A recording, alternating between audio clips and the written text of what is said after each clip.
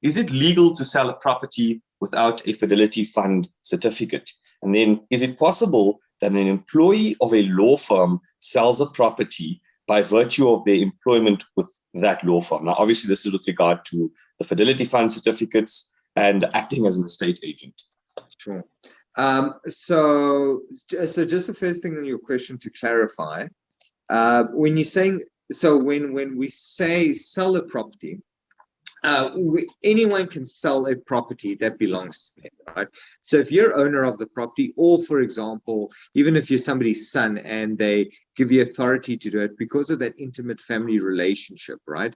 You're not brokering a deal, you're not making money from it. You're just selling a property. And you as an owner, you're selling a property. If you want to flip a property, you're selling a property. That's allowed. And you don't need an estate agent for that. So an estate agent starts playing in the field of brokering and facilitation, right?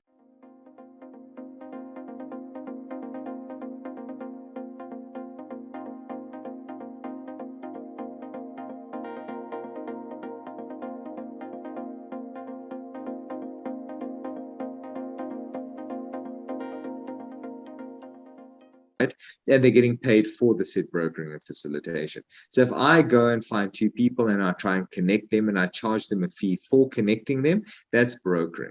And when it comes to the sale of immovable property, this is governed by virtue of the State Agency Affairs Act, right? So that's just the first thing. So I take it from your question that is what was intended. So now, can anyone sell? No, you can't, right? An estate, you need to have applied for Fidelity Fund certificate. Yes, there are certain things that a person can look at, for example, like whether you're an intern agent, but all of this requires you to actually go to the Estate Agency Affairs Board, right? No question about that. You have to do it. One must note, however, and this has come into practice quite a few times.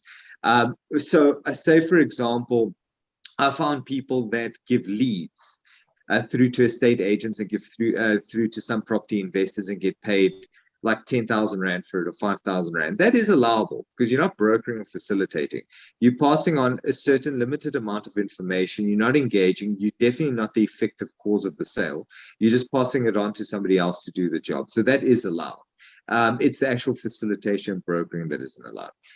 With respect to whether an attorney can do it, in terms of the Estate Agency Affairs Act, it is permissible for an attorney to sell properties or broker or facilitate the sale of properties through their practice in the name and style of their practice.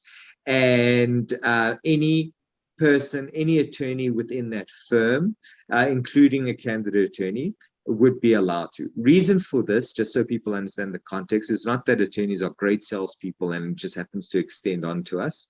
Attorneys have, first of all, trust accounts. So that's the whole thing about Fidelity Fund certificates, is it's premised on the need for a trust account and in a person's ability to utilize a trust account. A trust account is very important because you keep money safe on behalf of somebody else. So it takes a certain level of skill to be able to manage trust accounts properly.